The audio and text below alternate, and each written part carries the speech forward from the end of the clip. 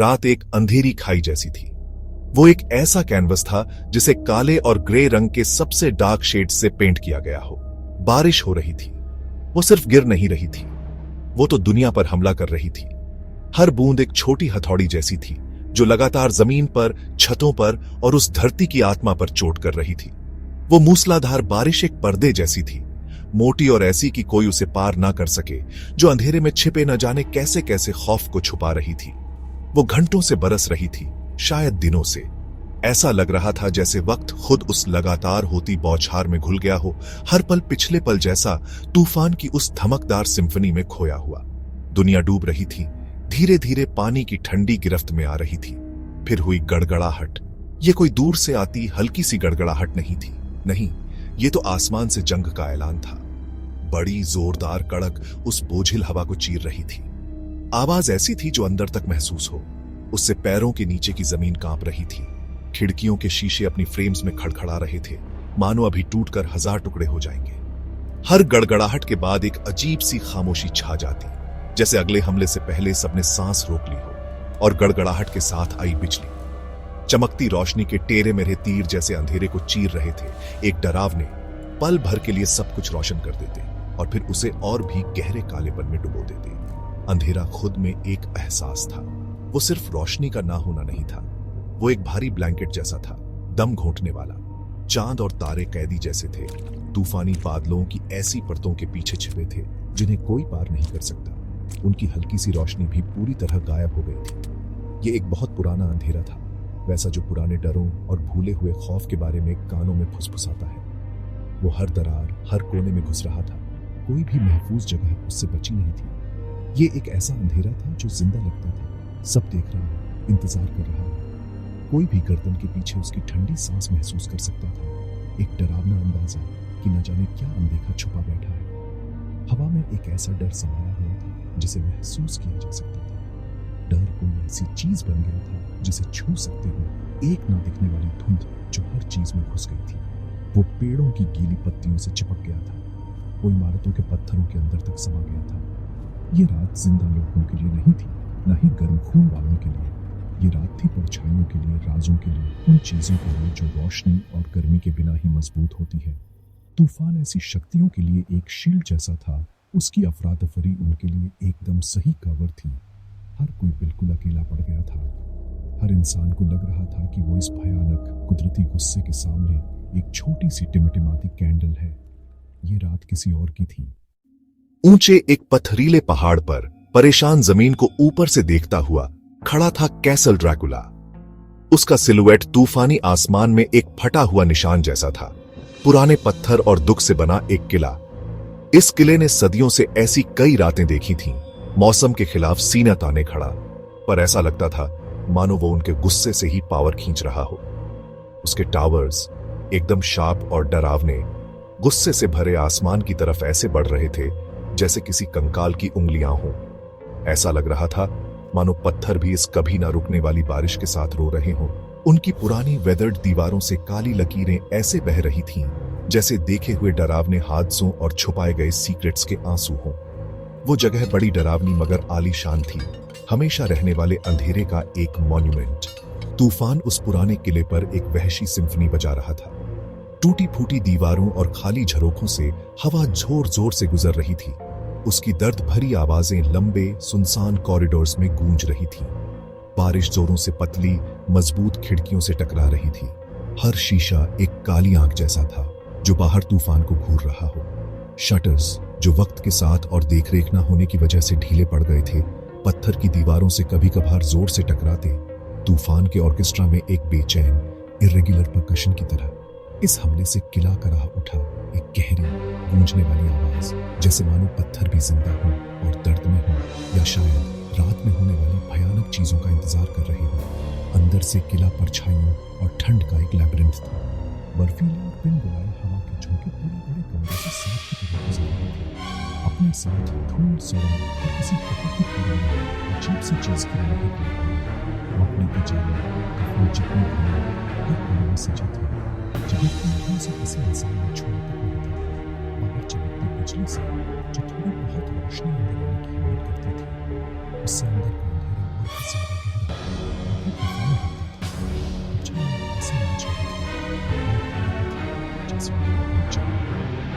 Stress पर अजीब अजीब शक्लें बन रही थी, जिन पर बरसों पुरानी पिसरी लड़ाई और गंभीर शक्ल वाले पूर्वजों की तस्वीरें थी।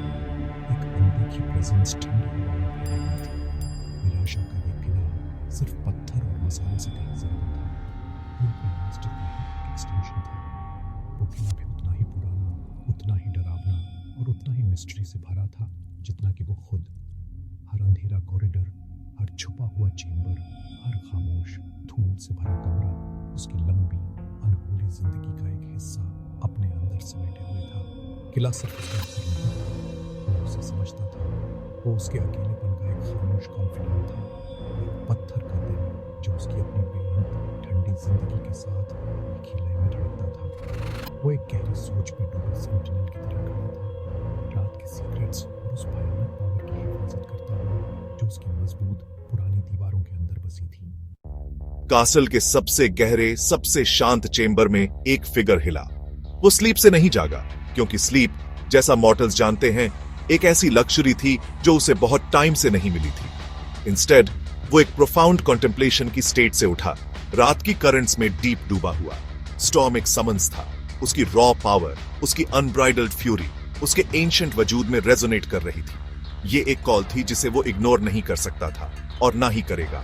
हवा में एक एनर्जी क्रैकल कर रही थी जो उसके एग्जिस्टेंस के कोर से बात करती थी, केओस ज्वाइन करने का एक प्राइमल इन्विटेशन। वो टॉल था, अपने सैंक्टम की डीपर शैडोज के बीच एक गॉन्ड सिलुएट। उसका फेस अलाबास्टर जैसा पेल, उस पर बाइगॉन एरा की एरिस्टोक्रेटिक लाइंस थीं, फिर भी ये अंदर छुपे प्रेडेटर के लिए एक मास्क था। उसकी आईज डार्क और पियर्सिंग, उनमें एक अननेचुरल लुमिनेसेंस थी, सदियों से जल रही एक इनर फायर से फेंटली ग्लो कर रही थी। उन्होंने एम्पायर्स का राइज और फॉल देखा था, काउंटलेस मॉर्टल्स की फ्लीटिंग लाइव्स देखी थी। एज ने उसे विदर नहीं किया था, उसने उसे डिस्टिल किया था, उसकी पावर, उसके एसेंस को कॉन्सेंट्रेट कर दिया था। वो टाइमलेस था, एक डार्कर एज का रेलिक, पर इटर्नली पोटेंट। एक हंगर, एंशिएंट और इनसेशेबल, उसके अंदर अंगड़ाई लेने लगी। ये सस्टेनेंस की सिंपल नीड नहीं थी, ये एक प्रोफाउंड एकिंग वॉइड था, एक नॉविंग एम्प्टीनेस जिसे सिर्फ एक ही चीज टेम्पोरेरली फिल कर सकती थी, द थर्स्ट। वो एक डिमांडिंग मास्टर थी, लोनली सेंचुरीज में एक कांस्टेंट कंपेनियन। उसकी कॉल अब लाउडर हो रही थी, मोर इंसिस्टेंट, स्टॉर्म की वाइल्डनेस और रात की डीप स्टिलनेस से फ्यूल्ड। नाइट अपना बाउंटी ऑफर करती है, उसकी वॉइस जो थंडर के डिस्टेंट रंबल जैसी लो, रेजोनेंट टिम्बर वाली थी, चेंबर में इको हुई, और मैं, उसका मोस्ट डिवोटेड सर्वेंट, जरूर पार्टेक करूंगा। उसकी पावर उसका एन इंट्रिंसिक पार्ट थी। मॉर्टल्स के लिए ब्रीदिंग जितनी नेचुरल, वो सिर्फ स्टॉर्म में नहीं था, वो उसका हिस्सा था। हाउलिंग विंड उसकी ब्रीथ थी, डार्कनेस उसका फ्लो। वो शैडोज को कमांड कर सकता था, रात के क्रीचर्स से कन्वर्स कर सकता था। जैसे ही वो अपने स्टोन सैंक्चुअरी से डिपार्ट करने को तैयार हुआ, एक इमेंस कोल्ड पावर की ऑरा उससे एमिनेट हुई, एक पैल्पेबल फोर्स जो ब्रेवेस्ट हार्ट को भी डरा दे। हंट शुरू हो रहा था। नाइट अपने मास्टर का इंतजार कर रही थी और वो उसकी डार्क अनस्पोकन कॉल का आंसर देने के लिए रेडी था। वो कास्टल से निकला, पर किसी नॉर्मल दरवाजे या गेट से नहीं। वो बस शैडोज में मिल गया, उस तूफानी रात का हिस्सा बन गया। एक पल एक फिगर अपने पुराने घर के पत्थर के बीच खड़ा था, अगले ही पल सिर्फ तेज हवा और जोर की बारिश बची थी। वो इतनी अजीब सी खामोशी से चला, एकदम ग्रेसफुल, जो उसकी पुरानी पावर से बिल्कुल अलग थी। वो तूफान में एक सरसराहट जैसा था, अंधेरे में सरकता हुआ एक फैंटम। उसके गुजरने का पता सिर्फ हवा में हल्की सी डिस्टर्बेंस और थोड़ी सी ठंडक से चलता था। कास्टल के आसपास का फॉरेस्ट अजीब मुड़े तुड़े पेड़ों वाली जगह थी। उनकी ब्रांचेस या तो मौसम की वजह से बिल्कुल खाली या गीले पत्तों से ढकी हुई, तूफानी आसमान को ऐसे पकड़ रही थीं जैसे किसी डूबते हुए भूत के हाथ। हर पत्ते, हर टहनी से लगातार बारिश टपक रही थी। एक ऐसी दुख भरी टिप टिप की आवाज आ रही थी जो तूफान की सिम्फनी में और सुर जोड़ रही थी।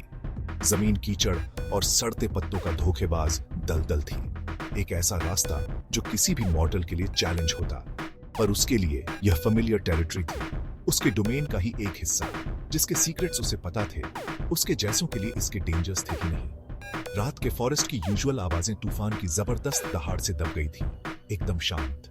छोटे क्रीचर्स, हंटर्स और हंटेड, सब अपने बिलों और घोंसलों में रिफ्यूज ले चुके थे, दुबके हुए। सिर्फ हवा बोल रही थी। उसकी आवाज कभी पेड़ों के ऊपर से एक दुख भरी आह जैसी, या कभी ब्रांचेस को फाड़ती हुई अचानक वायलेंट चीख जैसी।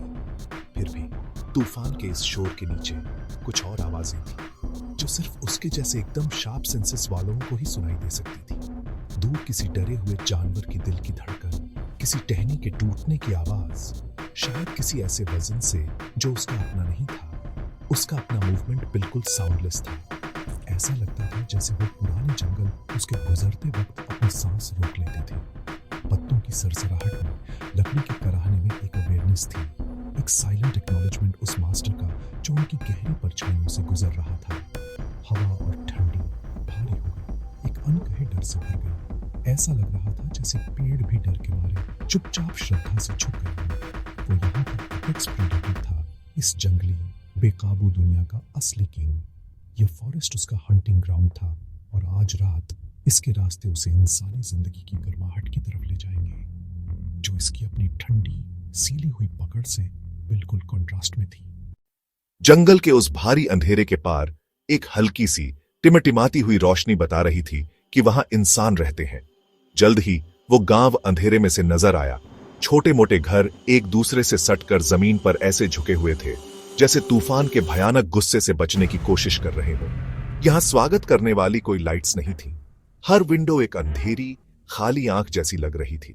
हर कॉटेज, हर शॉप, हर घर ऐसा लग रहा था जैसे सबने अपनी सांस रोक ली हो और डर की एक महसूस होने वाली चादर में लिपटे हो।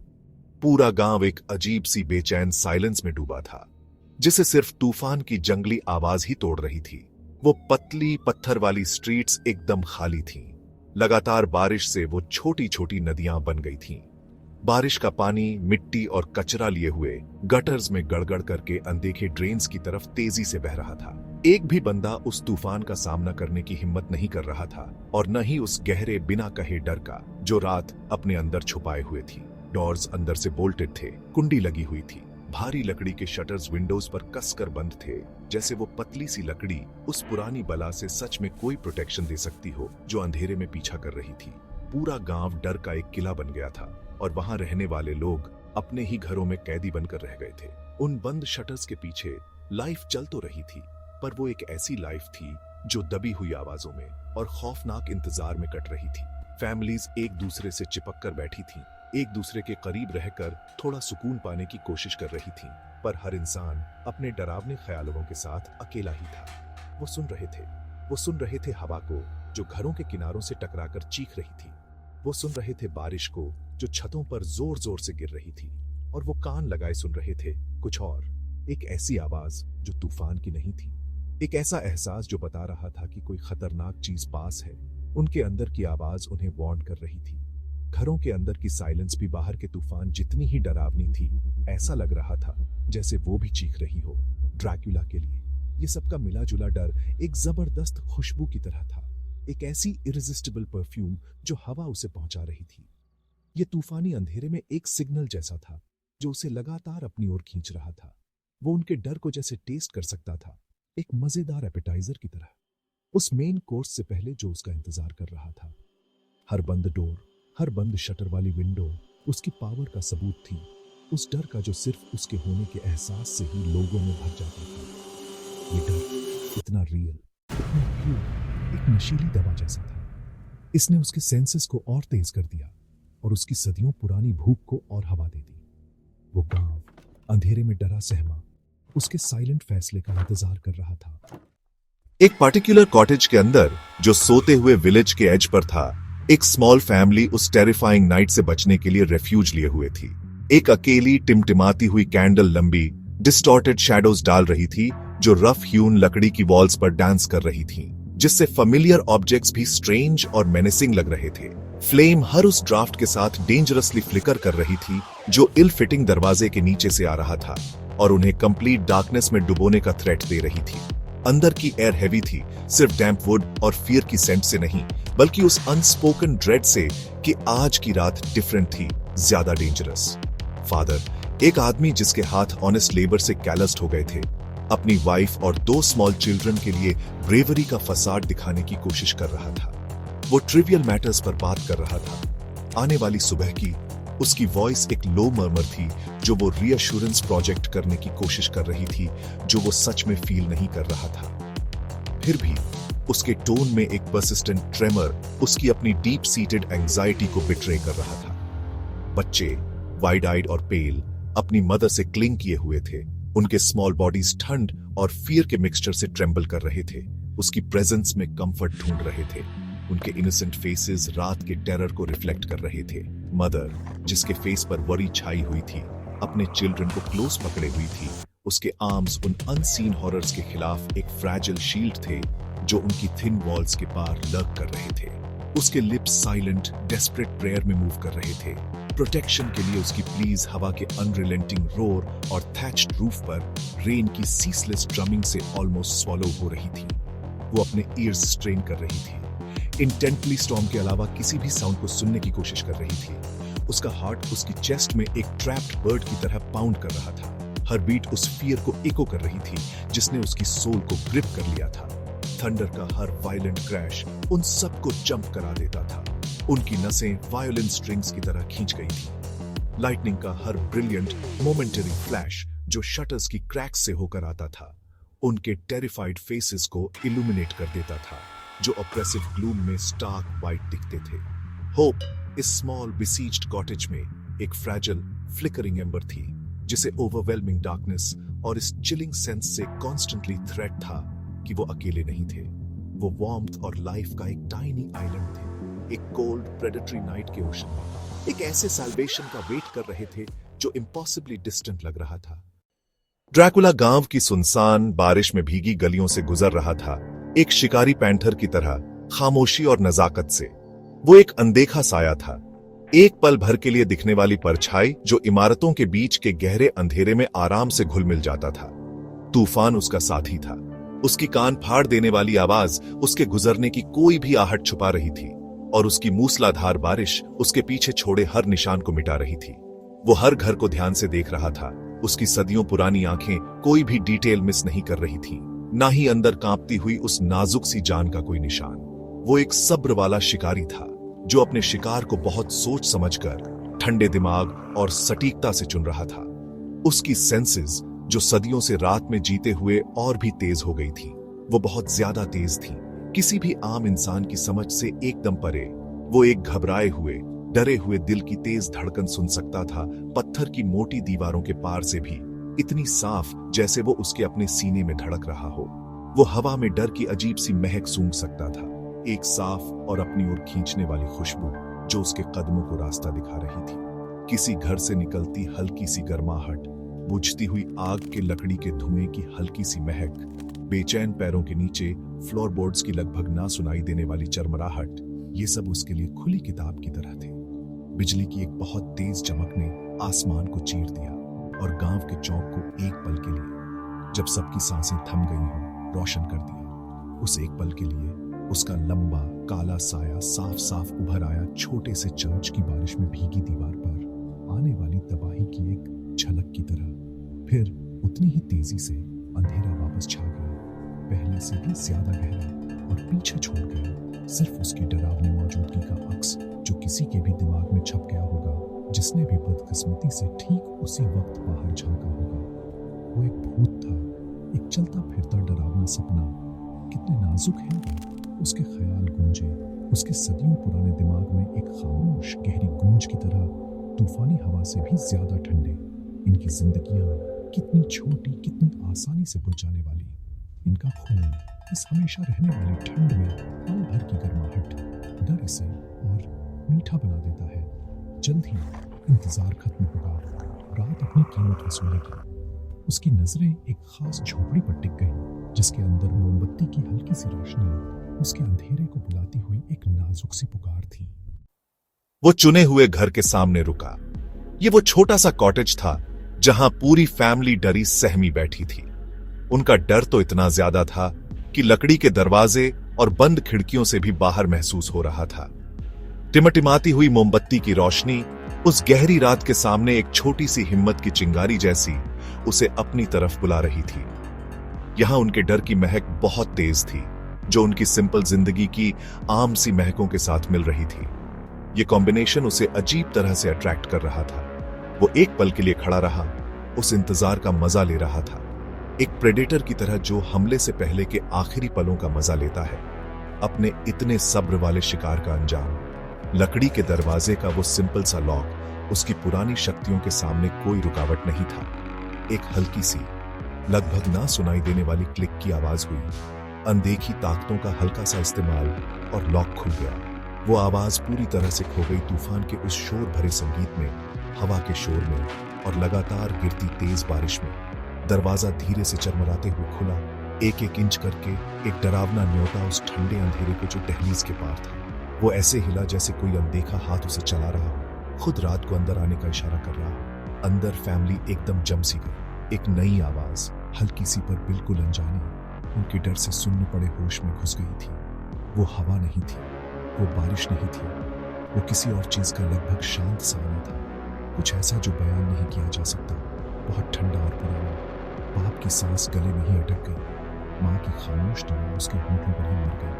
बच्चे अपने पेरेंट्स से आती डर की नई लहर को महसूस करके धीरे से सिसकने लगे। वो अकेली कैंडल की फ्लेम, जैसे उसने अंदर आए उस बेहद ठंडेपन को महसूस कर लिया, जोर से फूंक बस से झलक के साथ बुझ गई और छोटा सा कमरा बिल्कुल डरावने अंधेरे में डूब गया। एक बहुत बड़ी परछाई उस छोटे अंधेरे कमरे में पड़ी, जिसने बाहर तूफान से आ रही थोड़ी बहुत रोशनी को भी ढक लिया। वो जद्दोजहद नहीं हुई, जो तूफान के गुस्से से ऊपर सुनाई दे सके। सिर्फ एक हल्की सी, लगभग ना सुनाई देने वाली आह, एक अनजान की सरसराहट जो जल्दी ही तूफान में गुम हो गई। हवा उस छोटे से कॉटेज के आसपास एक चुड़ैल की तरह चीख रही थी, और बारिश और भी जोर से बरस रही थी, जैसे नेचर खुद अंदर हो रही शांत डरावनी घटनाओं को छुपाना चाह रही हो। जो होना ही था वो हो गया। उस पुरानी भूख को तूफान के बीच में सुकून मिल गया था। वो डार्क डीड हो चुका था, वो बर्निंग थर्स्ट, उसकी इटर्नल एग्जिस्टेंस का वो एंशिएंट कंपेनियन शांत हो गई थी। फॉर नाउ ये एक फ्लीटिंग रिलीफ था, एक मोमेंटरी सेटिस्फैक्शन, हंगर और फुलफिलमेंट के इस अनएंडिंग साइकिल में।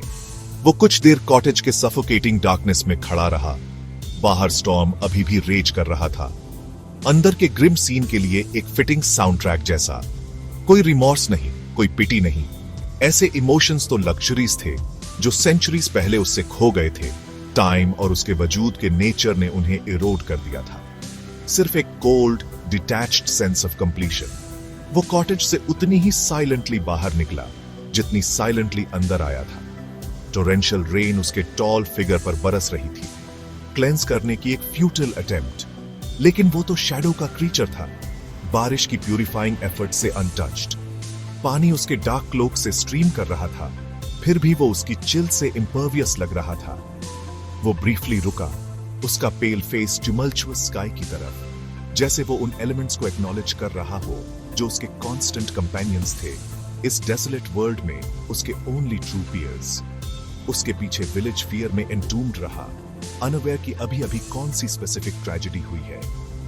एक सटल टर्न लेकर वो स्लम्बरिंग टेरिफाइड विलेज से दूर चला गया, वापस वाइल्ड अनटेम्ड फॉरेस्ट और अपने कासल के डिस्टेंट ब्रूडिंग सिलुएट की तरफ। उसे किसी रास्ते या गाइडिंग लाइट की जरूरत नहीं थी। डार्कनेस उसका एलिमेंट था, स्टॉर्मी नाइट उसका अनडिस्प्यूटेड डोमेन। वो एफर्टलेस ग्रेस से मूव कर रहा था, जैसे कोई क्रीचर अपने एनवायरनमेंट से परफेक्टली अट्यून्ड हो। एक डार्क करंट जो बड़े टेम्पेस्ट में फ्लो कर रहा हो।